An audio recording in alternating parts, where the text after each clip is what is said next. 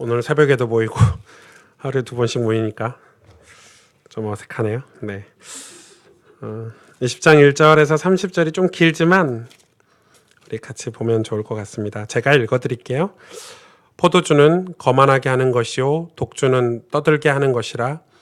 이에 미혹되는 자마다 지혜가 없느니라.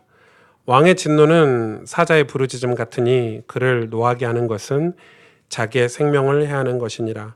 다툼을 멀리하는 것이 사람에게 영광이거늘 미련한 자마다 다툼을 일으키느니라. 게으른 자는 가을에 밭갈지 아니하나니 그러므로 거둘 때에는 구걸할지라도 얻지 못하리라. 사람의 마음에 있는 모략은 깊은 물 같으니라. 그럴지라도 명철한 사람은 그것을 길러내느니라. 많은 사람이 각기 자기의 인자함을 자랑하나니 충성된 자를 누가 만날 수 있으랴. 온전하게 행하는 자가 의인이라. 그의 후손에게 복이 있느니라. 심판 자리에 앉은 왕은 그의 눈으로 모든 악을 흩어지게 하느니라.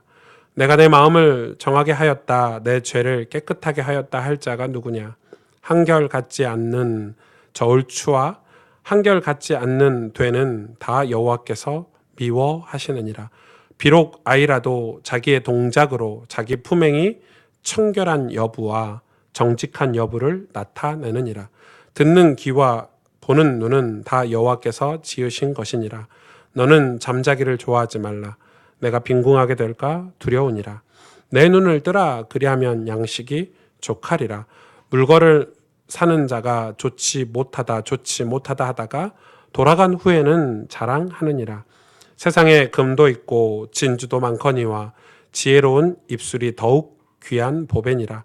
타인을 위하여 보증선자의 옷을 취하라. 외인들을 위하여 보증선자는 그의 몸을 볼모 잡을지니라.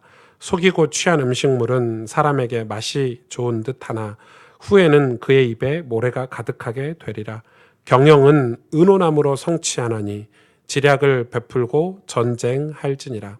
두루다니며 한담하는 자는 남의 비밀을 누설하나니 입술을 벌린 자를 사귀지 말지니라.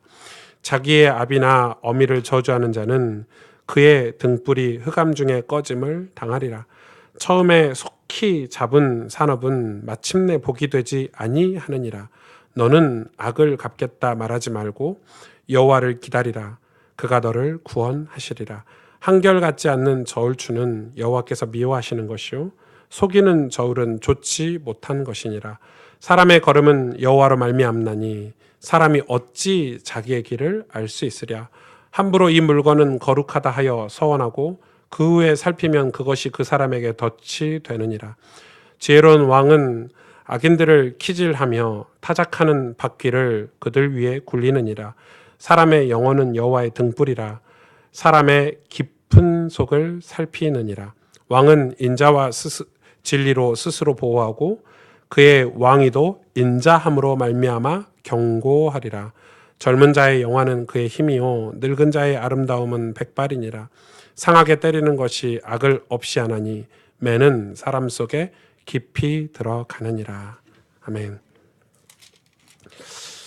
이 잠언 말씀이 우리 삶에 많은 도전이 되고 또 우리 삶을 이 복음으로 말씀을 우리 삶을 고치는 데 있어서 우리를 개혁하고 하는 데 있어서 치유하는 데 있어서 굉장히 이 도전이 되는 말씀이길 원합니다.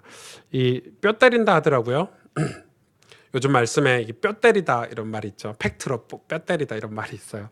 그래서 저는 이제 저하고 좀 그게 이 반대되는 성향인데 저는 근데 제가 잘 못하니까 이 팩트로 뼈를 때리는 걸 엄청 좋아합니다. 그런 방송을 좋아하고 사실 팩트가 전달이 됐을 때 이 뼈 때리단 말은 아프다는 말이죠. 아프지만 그게 도움이 돼요, 사실은. 나중에 세월이 많이 지났을 때는 그게 훨씬 더 도움이 되더라고요. 근데 제가 그걸 잘 못해요. 저의 단점이에요. 그래서 제가 설교할 때마다 그걸 하겠다라고 지금 5년째 얘기하고 있는데 한 번도 한 적은 없어요. 한 번도 뼈를 때린 적은 없고 조금씩 바뀌어가고 있다 이렇게 생각이 되는데 이 잠언이 근데 우리에게 굉장히 그런 팩트로 우리의 진실된 모습을 보게 하는 말씀인 것 같아요. 이 오늘 말씀 뭐죠? 인간의 어리석음, 인간의 나약함, 인간의 그런 연약함을 지금 비판하는 그걸 우리에게 깨우쳐 주는 게 오늘 20장 내용이죠. 19장, 20장, 21장이 다 비슷한 건데 지금 인간은 우리가 굉장히 능력 있다라고 생각을 하는 거예요. 여러분, 사람이 우리가 굉장히 실력 있다라고 생각을 하는 거예요. 그래, 여러분, 우리가 실력이 있습니까? 그 역사가 증명하잖아요.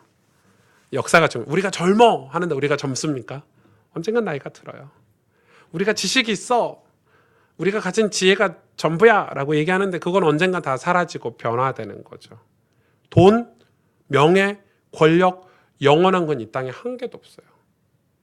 그런데 하나님이 보실 때는 우리 인간이 그걸 추구하고 그걸 사모하고 사니까 안타까운 거예요.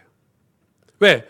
그거는 우리에게 이 잠시 잠깐의 쾌락을 주고 잠시 잠깐의 안정을 줄 수 있고 어떤 이 잠시 잠깐의 기쁨을 줄 수 있지만 우리의 영원한 기쁨은 되지 않고 영원한 안식과 평안은 주지 않으니까. 그래서 우리가 이 땅에 살면서 그게 필요 없지 않잖아요. 필요하잖아요. 지혜도 필요하고 지식도 필요하고 또 부와 명예도 필요하지만은 그거에 사로잡혀 살지 말라는 어떤 잠언의 경고의 메시지죠. 왜냐하면 그거에 사로잡히는 순간 우리의 시야가 가리는 거예요. 여러분, 시야가 딱 가리는 거예요. 시야가 가린다는 표현을 여러분이 얼마나 이해해 주실지 모르겠지만은 우리 인간의 시야가 딱 가릴 때가 있어요. 욕심이 있을 때죠. 주로 뭐 스포츠 스타들이나 연예인들이 뭔가에 탁 사로잡히면 이 시야가 다 가리는 거예요. 저는 안타까워 죽겠어요. 저 꽃다운 나이에 저렇게 멋지고 아름다울 시기에 딱 시야가 가려서 뭐 마약이나 이런 거에 딱 잡혀버렸잖아요. 근데 그럴 수밖에 없는 게 저는 이해가 돼요. 막 스포츠 스타들이, 연예인들이 아직 인격이 성숙하지 않고 실력이 인생의 그림을 그릴 나이가 아닌데 큰 돈을 벌고 인기를 얻었단 말이에요. 그러니까 이제 내가 대단한 실력이 있어서 이 돈을 벌었어. 대단한 인맥이 형성되고 자기가 만나는 사람들이 대단한 사람들을 만나다 보니까 이 구름 위에서 걷기 시작하죠. 여러분, 그러다가 그게 불안하잖아요. 점차 그게 사라지면 불안하단 말이에요. 여러분, 어떤 영화에 보면 인간의 뇌를 쓰는 게 15%? 15%밖에 못 쓴대요. 근데 그 어떤 영화에 보면 알약을 하나 먹으면 인간의 뇌를 100% 쓰게 하는 그런 영화가 있어요.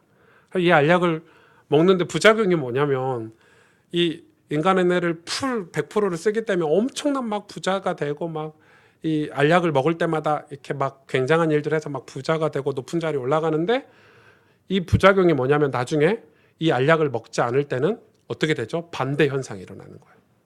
그러니까 나중에는 사람들이 죽기도 하고 그 불안함과 그 근심으로 약만 계속 그 마약 같은 걸 경고하는 영화인데 결국은 여러분 완전 패망하잖아요.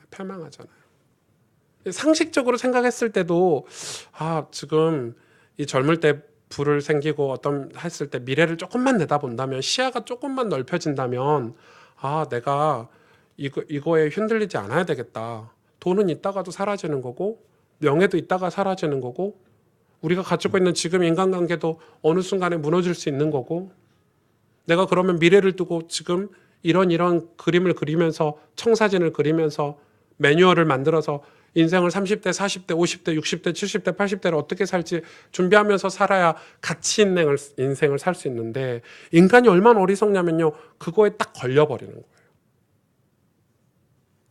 저는 그런 유혹을 많이 받았어요. 목사로서 받는 유혹이 있거든요.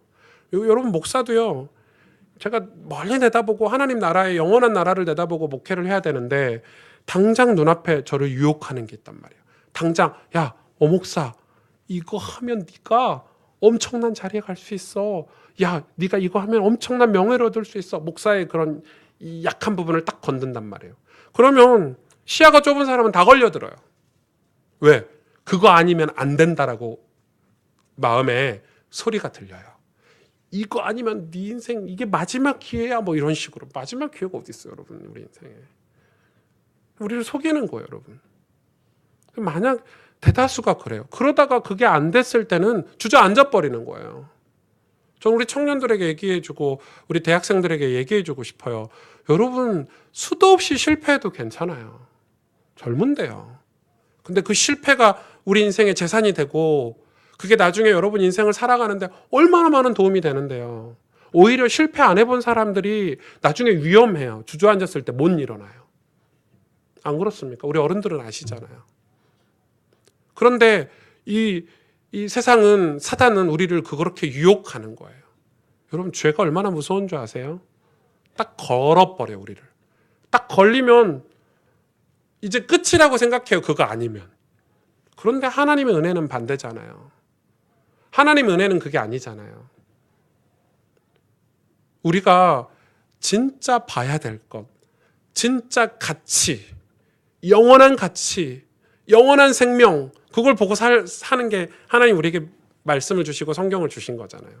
그래서 여러분, 성경을 많이 보셔야 돼요. 성경을 보시면서 여러분 인생을, 청사진을 계속, 그리고 우리에게 영원한 건 없어요. 오늘 말씀을 몇 구절만 살펴볼 건데요. 시간이 많지는 않으니까 몇 구절만 살펴볼 거예요. 예를 들어서 이런 거예요. 6절 보세요. 많은 사람이 각기 자기의 인자함을 자랑하나 충성된 자를 누가 만날 수 있으랴, 이렇게 얘기하고 있어요. 다들 자기가 인자하다고 생각해요. 근데 이 인자함은, 자기의 인자함은 우리를 구원할 수 없어요. 우리를 영원한 천국으로 이끌 수 없어요. 그래서 자기가 인자하다고 생각하는데 그렇죠. 그걸 우리는 하나님 앞에 충성되게 만들질 않아요. 그래서 그게 교만을 만들고 서로 간에 이간질을 만들어서 갈등을 유발할 뿐이에요. 그래서 뭐라고 얘기합니까? 7절에 온전하게 행하는 자가 의인이라 그의 후손에게 복이 있으리라, 이렇게 얘기하고 있거든요. 왜 온전하게 행하는 게 나오냐면요, 사람들이 다 자기 인자함을 자랑해요. 야, 나는 마음이 깨끗해. 나는 진짜 하나님을 사랑해. 나는 정말 이 땅을 사랑해. 나는 내 인생을, 나는 이 법 없이 살 수도 있어. 뭐 수많은 인자함을 얘기하지만 성경은 뭐라고 얘기하죠? 온전하게 행하는 자가 의인이라, 이렇게 얘기해요. 그게 무슨 말이에요? 행함으로, 그 마음이 자기가 인자하다고 생각하는 그게 우리의 삶으로 연결되지 않으면 그거는 거짓이라는 거예요. 하나님이 그렇게 말씀하시는 거예요. 사람들이 다 말로만 해요. 저는 어려운 이웃을 사랑하죠. 근데 실제로 자기 인생에 그 어려운 이웃을 사랑할 기회가 왔을 때는 사랑하지 못하는 거예요. 그래서 성경은 이야기하고 있는 거예요. 그 야고보서 같은 경우는 진짜 좋은 성경이에요. 행함이 있어야 믿음이 있는 거예요. 하나님이 뭐라고 그랬죠? 예수님이 우리를 열매로 그들을 알리라, 이렇게 말했어요. 여러분, 아무리 우리가 마음을 먹어요. 물론 하나님 우리 중심을 보시고 우리 마음을 보시지만, 여러분, 다윗도 그렇고 요셉도 그렇고 믿음의 성경들의 삶들은요, 다 신앙 고백을 시작을 해요. 우리 연약함을 아시니까 하나님 그 신앙 고백을 받으세요. 그러나 그 신앙 고백대로 우리를 연단하시고 단련하시잖아요. 그게 광야 아닙니까? 광야에서 우리를 훈련시키시고 단련하셔서 실제로 고백한 그 신앙 고백대로 살게 만드시잖아요. 그게 하나님 사랑이에요. 그래서 온전히 행하는 자가 의인이라는 거예요. 그의 후손에게 복이 있대요. 여러분, 후손이 복을 받는 거는 부모의 삶을 보고 복을 받게 되죠. 여러분, 우리가 부모를 존경할 때는 부모의 인생을 전체를 봤을 때 존경심이 드는 거예요. 말은 그때뿐이에요. 여러분, 그래서 하는 사람들을 조심하셔야 돼요. 다 말로 사람을 속이잖아요. 여러분, 사기꾼의 특징은 말뿐이잖아요. 말은 의미 없어요. 주님 사랑해요. 그런데 행함이, 내 삶이 온전히 주님을 사랑하는 삶이 아니면 그건 말은 거짓말이죠. 지금 성경이 그 이야기를 하는 거예요. 전 십자가의 보혈밖에 없어요. 이래놓고 삶은 십자가의 보혈과 아무 상관이 없으면 그거는 십자가 보혈로 말한 그게 진실이 아닌 거죠. 그래서 하나님은 온전히 행하는 자가 의인이라, 이렇게 결론을 내리고 있는 거예요. 몇 가지 볼까요? 9절에 보세요. 내가 내 마음을 정하게 하였다, 내 죄를 깨끗하게 하였다 할 자가 누구냐. 그러면서 뭐라고 얘기하죠? 10절에 한결같지 않는 저울추와 한결같지 않는 되는 다 여호와께서 미워하시느니라. 뭐예요? 내 마음을 정하게 하였다, 내 죄를 깨끗하게 하였다. 스스로 나는 죄 문제가 없어, 나는 깨끗해, 나는 법이 없어도 성경이 없어도 예수님이 필요 없어, 나는 내 뜻대로 살 수 있어 한데, 한결같지 않는 저울추. 여러분, 저울추가 한결같지 않으면 필요 있어요? 필요 없는 거예요. 아무 쓸모없는 거예요. 추가 한결같지 않는다는 말은 속인다는 말이잖아요. 여러분, 되가 한결같지 않다는 말은 속이는 거거든요. 속이는 사람에게는 다시는 안 가요. 저희 어머님이 저 어렸을 때 시장에서 이렇게 콩 같은 거, 깨 같은 거 팔 때 이 되에다가 팔아요. 그래 되가 정해졌어요. 이 양이. 그렇죠? 그걸 이제 검정 봉투에 담아서 뭐 5,000원, 3,000원에서 판단 말이에요. 깨나 콩 모르시는 거죠. 요즘은 그런 거 안 파니까. 옛날엔 그랬어요. 시골에서 이렇게 이 새카만 네모 박스 안에. 근데 이걸 속이는 거예요.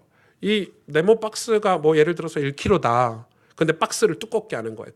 이 되를 두껍게 해가지고요. 실제로는 2kg가 안 되고 막 0.8kg 이렇게 되는 거예요. 어머님들은 알잖아요. 저희 어머님은 딱 봉투에 담으면 딱 들어보면 아는 거 늘 사니까. 그럼 다시는 그 가게 안 가거든요. 다시는 그 사람과 장사를 안 해요. 그럼 어떻게 돼요? 당장은 속여서 팔아서 0.2kg치 수익이 있어서 좋지만 다시는 손님이 안 오기 때문에 망하게 돼 있어요. 그런 가게들은. 망해요. 그러니까 이건 뭐죠? 내가 내 마음을 정하게 하였다. 내 죄를 깨끗하게 하였다. 이건 거짓이라는 거예요. 영원한 영원한 되는 누구밖에 없죠? 예수 그리스도밖에 없어요. 우리 죄를 깨끗해 하실 일이, 우리 인생을 온전하게 하실 분은 예수 그리스도밖에 없어요. 그래서 구약 성경에 되 다 그리스도를 상징해요. 그래서 우리가 신앙생활은 한결같이 항상 영원한 되시고 영원한 되신 그리스도를 사모하면서 살아야 되는데 사람들이 얼마나 악하고 미련하냐면 나는 내가 내가 되야 이렇게 사는 거예요. 인간은 스스로 추가 될 수 있어요? 되가 될 수 있어요? 아니요. 자기 생각이 다 옳다고 하는데요. 여러분 화나지 않으세요? 이번에 진주에서 인권이 너무 우리나라가 발전해가지고 그 사람 조현병을 또 강조해가지고 불쌍하다 뭐 이렇게 하고 있는데 여러분 사람을 5명이나 죽였어요. 그리고 뭐라고 해요 인터뷰에? 나도 피해를 봤다는 거예요. 경찰들이 자기를 이 정신병원에서 자기들을 받아주지 않아서 그랬다는 거예요. 맞아요. 그게 다 맞겠죠. 사건은 뭐 A 플러스 B 플러스 C 플러스 D 플러스 해야 결과가 나오는 거니까. 그러나 사람을 5명이나 죽였어요. 그러면은 내가 사회 피해 보면 사람 다 죽여도 그게 합당하고 합리적인 거예요? 저도 기분 나쁘면 사람 죽여도 되겠네요. 나도 조현병이 있어요. 저도 조현병이 있거든요. 갑자기 웃었다가 울었다가 막 이렇게. 웃지 마세요. 웃으세요. 저도 그리고 갑자기 울다가요. 내가 왜 울지? 하나님 나에게 은혜를 주셨는데 웃다가요. 막 이래요. 사람들 쳐다보면 저도 조현병이죠. 물론 영적인 문제가 있죠. 불쌍하죠. 그러나 여러분 일가족이 12살짜리 이제 초등학교 진짜 그게 뭐예요? 다 자기 마음이 맞다는 거예요. 내가 생각하는 게 맞다는 거. 근데 그게 맞아요? 인간이? 죄인인데? 하나님 떠난 인간이 맞아요? 그래서 교회 다니는 사람들도 복음이 아닌 종교성 있는 사람들은 다 자기가 맞대요. 목사들도 자기가 맞대요. 내 말 들어. 김집사, 오집사 내 얘기 들어. 여러분 그런 목사는 따르시면 안 돼요. 우리는 성경을 따라가고 하나님을 따라가는 거지. 목사도 틀려요. 목사가 의로워요? 아니요. 목사가 성직자여서 하나님을 조금 더 가까이 있을 뿐이고 복음을 전하는 이 그리스도의 복음을 전하는 대연자 역할을 하지만은 이 강단에서 내려가면 저도 연약한 사람이에요. 저도 하나님의 은혜가 없으면 안 되고 성경이 없으면 단 하루도 올바른 판단, 올바른 행동을 할 수가 없는 사람이에요. 자꾸 목사를 우상시하지 마세요. 그러니까 여러분 보세요. 지금 우리가 그래서 지금 하나님이 우리에게 이 얘기하는 거예요. 한결같지 않는 저울추, 한결같지 않는 되는 여호와께서 미워하신대요. 하나님은 예수 그리스도를 의지하지 않는 사람들을 얘기하는 거죠. 그러면서 더 심하게 얘기하고 있죠. 11절에 비록 아이라도 자기의 동작으로 자기의 품행이 청결한 여부와 정직한 여부를 나타내느니라.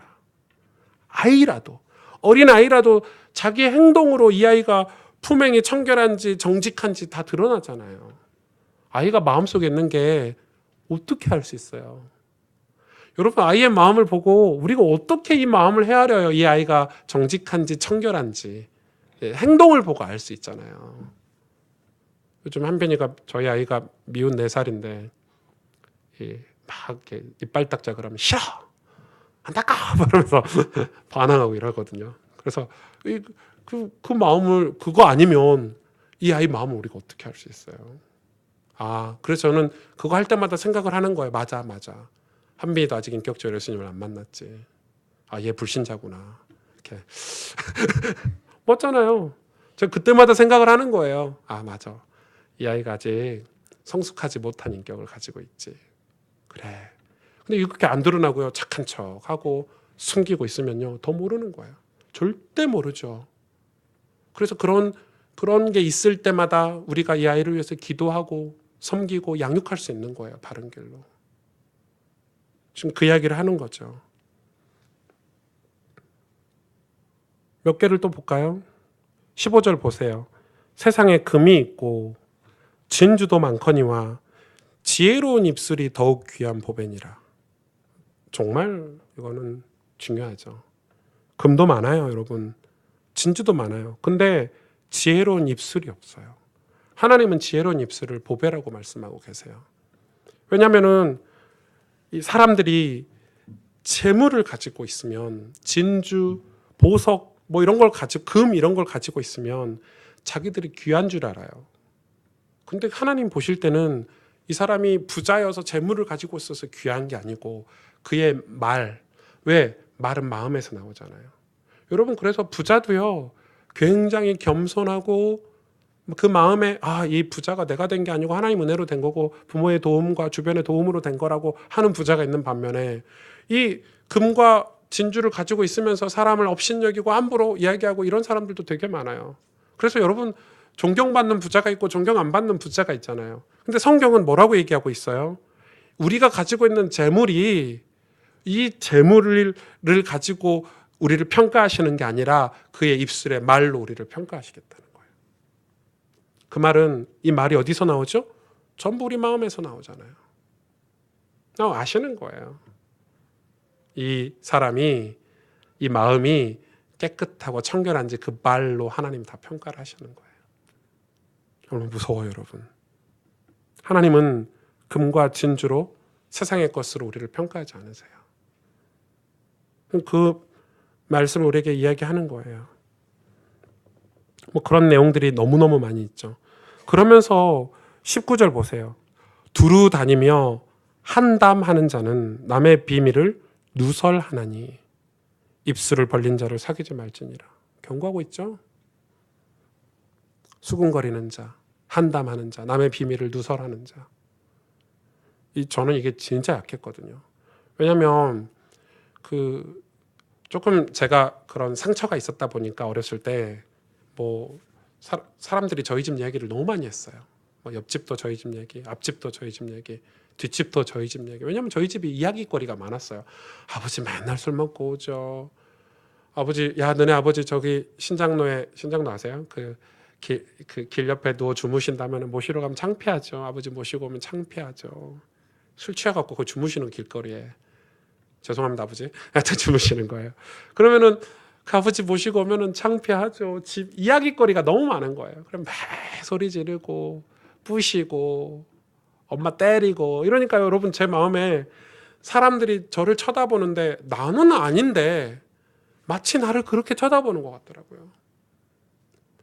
그러니까 저도 커서 사람들을 그러면 제가 반대로 안 그래야 되잖아요. 얼마나 무서운 줄 아세요? 영적인 게 내가 그러고 있어요. 나도 별 볼 일 없는데 나보다 좀 못한 사람 있으면 바로 험담하고 수근수근 거리고. 와, 제가 군대 갔을 땐가 그런 제 모습을 우연찮게 깨달은 거예요. 진짜 하나님 은혜죠. 소름이 돋고요. 제가 몇 날 며칠을 하나님 앞에 회개했는지 몰라요. 그리고 그때부터 말에 관한 책, 리더십에 관한 책, 잠언. 왜냐하면 그때 저희 장로님께 부탁해 말씀드린 그때 잠언을 읽으라는 거예요. 얼마나 어리석어요. 인간이 그렇게 어리석어요, 여러분. 제가 그렇게 어리석은 거예요. 그런 입술을 벌린 자를 사귀지 말래요, 성경은. 무슨 말이에요? 우리가 하나님께 은혜를 받고 복음을 받았는데 우리가 어느 순간 교만한 거예요. 나는 복음 있고 너는 복음 없고. 그리고 이 사람이 뭐 병 걸리거나 잘못되거나 뭐 문제가 생기면은 야, 네가 복음이 없어서 그래. 그게 할 말이에요? 네가 평상시 하나님을 제대로 못 섬겨서 그래. 그게 할 말이냐고요. 그건 우리가 할 말이 아니에요. 그건 하나님이 하실 얘기예요. 그거는 말씀을 통해서 하나님이 하실 얘기예요. 그러면 우리가 반대 입장이 돼본다고 생각해 보세요. 그러니까 지금 얼마나 그걸로 교회 안에서 파벌이 생기고 상하가 생기고, 여러분 웃겨요. 여러분 교회 안에 우리가 똑같은 다 하나님의 백성이고 예수 그리스도의 보혈의 은혜로 먼저 구원받았을 뿐이고 거저받은 은혜, 이 은혜 받지 못한 들에게 나누는 삶을 살아야 되는데 교회 안에서도요 뭐 수준 얘기하고요. 여러분 성경에서 말하는 제자는 다른 얘기예요. 예수님이 제자들에게 발을 씻겨주고 너희도 가서 발을 씻겨주라고 그래요. 그 제자를 얘기하는 거예요. 그랬더니 우리 한국 제자는 다르죠. 한국 제자는 더 높이 있는 제자예요. 뭔가 깨달은 특별한 스페셜한 사람들. 그래서 여기 앞자리에 막 스페셜하게 제자들 자리 따로 이름 적어주고 저는 너무 싫어요. 앞자리에 막 장로님들 이름 적어가지고 막 앉혀주고 막. 교회가 왜 그렇게 하는지 모르겠어요. 뭐 다 그건 아니지. 물론 그런 분들이 먼저 은혜를 받아야 되고 더 큰 은혜를 받아야 되니까 스페셜한 자리를 주는지 모르겠지만은 저는 그게 그거라면 괜찮은데 그게 아니라서 문제죠.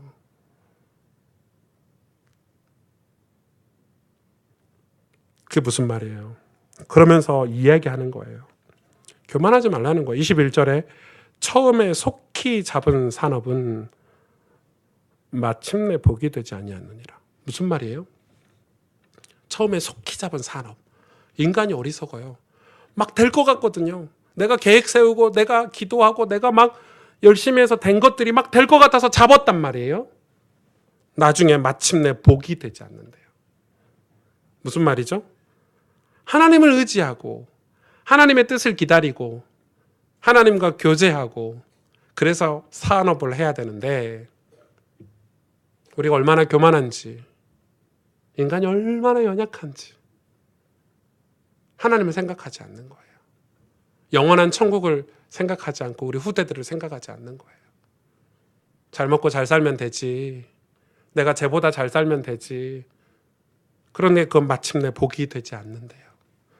여러분 복은 하나님 손에 있어요. 복은 하나님께 있어요. 인생의 복은 하나님께 있고 이 복이 언제 드러날지 몰라요. 22절에 그래서 너는 이렇게 말씀하고 있죠.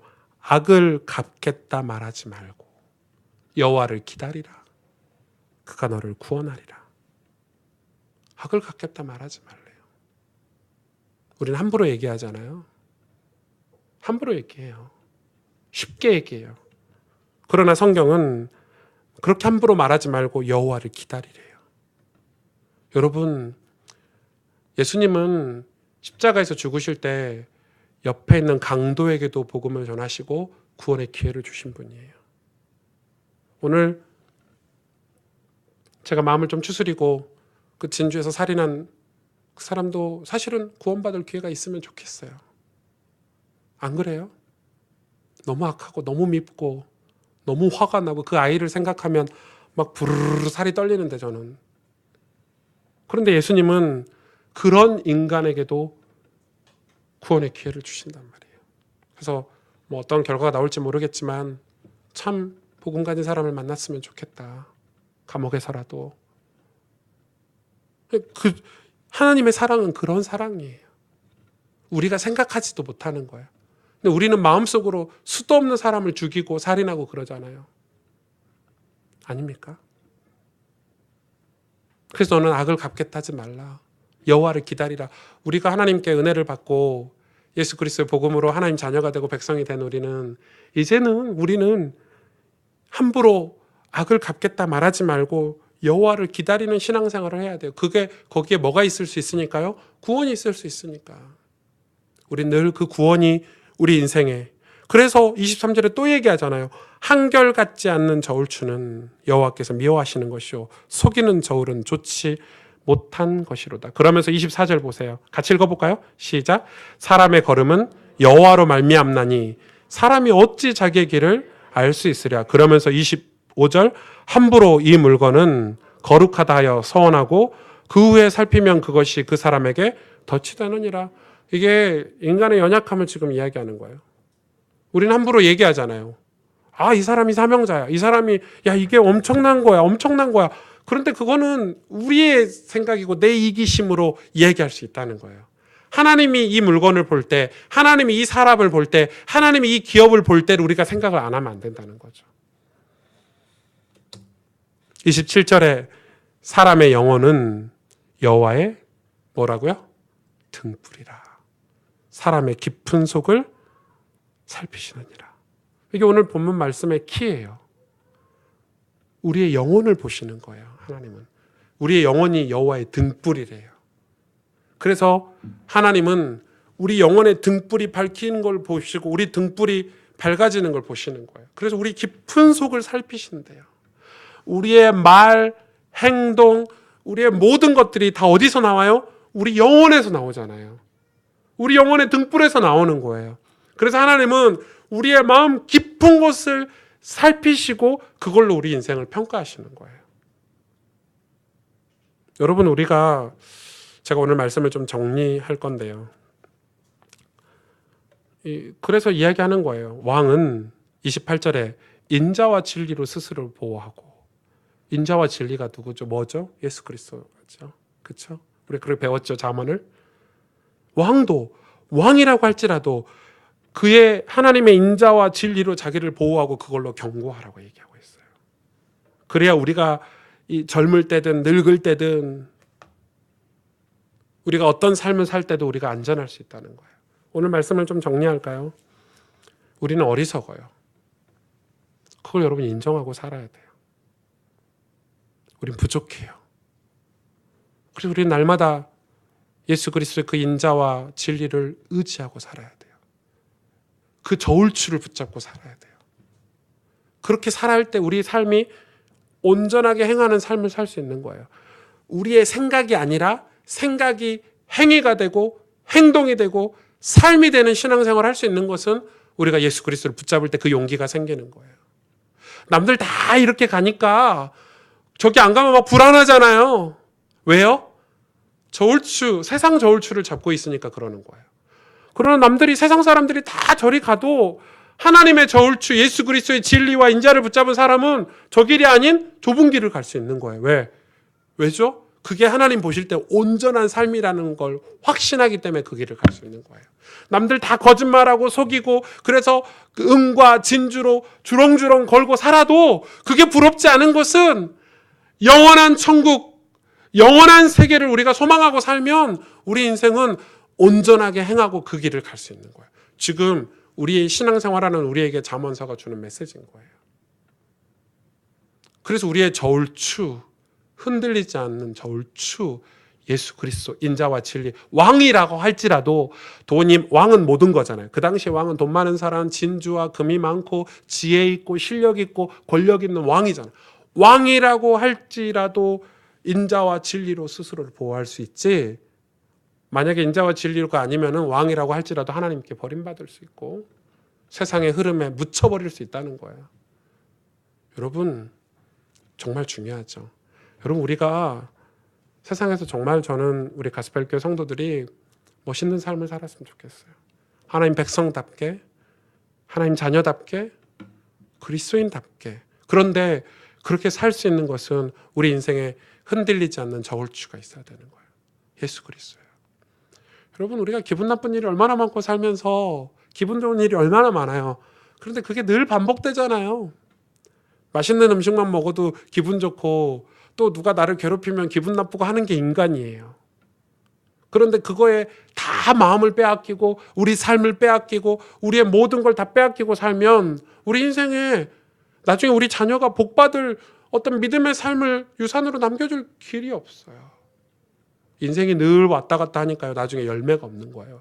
그래서 저울추, 하나님의 궤, 흔들리지 않는 궤에 맞춰서 살면 우리 인생이 지금은 연약하고 부족하지만 점차 가치 있는 인생이 될 수 있다는 거예요. 온전한 행위가 있는 인생이 될 수 있다는 거예요. 우리가 인생 한 번 사는데 하나님 앞에도 복되고 또 세상에 많은 이 사람들에게 예수 믿는 사람으로서 그들에게 복음을 전할 수 있는 삶이 우리의 비전이 되면 얼마나 좋을까요? 우리 자녀들에게도 그래, 우리 아빠는, 저는 진짜 기도하고 있는 게 있거든요. 제가 우리 아이에게 많은 걸 해줄 수 없지만 목사이기 때문에 더 스트레스 받을 수 있어요. 제한돼 있잖아요, 삶이. 그렇지만 기도하는 게 있어요. 우리 한빈이가 컸을 때, 우리 자녀가 컸을 때, 그래, 우리 아빠는 하나님을 진짜 사랑했어. 하나님 앞에 정직했어. 진실했어. 온 힘과 에너지를 다해서 영혼을 사랑하는 삶을 살았어. 그게요, 그냥 1, 2년 해서 전해지는 게 아니잖아요. 그래서 오늘 이 말씀은 우리는 그렇게 살 수 없어요. 여러분, 제가 어떻게 그런 삶을 살 수 있어요? 저같이 미련하고 부족하고 가진 게 없는 사람이 어떻게 그렇게 멋있고 매력 있는 삶을 살 수 있겠어요? 그래서 인자와 진리로 스스로를 보호하고 인자함으로 말미암아 경고하리라. 예수 그리스도가 우리의 저울추가 돼야 돼요. 예수 그리스도가 우리를 보호하는 보호가 돼야 돼요. 근데 우리가 얼마나 웃기냐면요, 예수 그리스도가 우리 삶에 안 보여요. 여러분, 매일 찾으셔야 돼요. 매일 찾아야 돼요. 저울추가 흔들리지 않는 저울추가 매일 내 삶에 있어야 되듯이 예수 그리스도가 매일 내 삶에 있어야 돼요. 내 앞에 있어야 돼요. 말씀으로 있어야 되고, 기도로 있어야 되고, 예수 그리스도가 내 생각 속에 있어야 되고, 내 행위 속에, 내 삶 속에 드러나야 돼요. 여러분, 그걸 위해서 우리가 이 믿음의 도전을 하는 거고 치열한 싸움을 싸워가는 거예요. 그래서 예수 그리스도가 나를 주장해야 돼요. 나는 죽고 예수로 사는 거예요. 그때서라야 하나님께 우리 인생이 복되고 귀하고 값어치가 있는 거죠. 여러분, 치열해야 돼요. 예수 그리스도를 흔들리지 않는 저울추. 아니면 예수 그리스도가 없으면 예수 그리스도가 언제 없죠? 내 저울추를 붙잡고 사는 거예요. 나는 나를 믿어. 교만해가지고요. 돈 좀 벌었다고요. 교회 와가지고 어깨 힘들어가가지고 막 이런 분들 얼마나 많아요. 언제 자기가 축복받았다고. 옛날에는 막 하나님께 엎드려 눈물로 기도하더니, 그러니까 그 기도가 동기를 가지고 기도한 것밖에 더 되겠어요? 진짜 예수님 만나면 변함없어요. 사람이 한결같아요. 정말 예수님 사랑하면요, 조금 흔들리는 거 있을 수 있지만은 한결같아요. 그런데 막 시험 들어가지고 인생 포기하고 막 날대로 대란식으로 가는 사람들은, 저는 그분이 처음부터 예수님을 만났을까? 아니라고 생각하는 편이에요, 저는. 왜? 진짜 예수님 만나면 그렇게 할 수 없거든요. 자기 인생을 봐야지. 하나님이 자기를 구원해 줄 때를 생각해야 되는데 다 까먹으시는 거죠.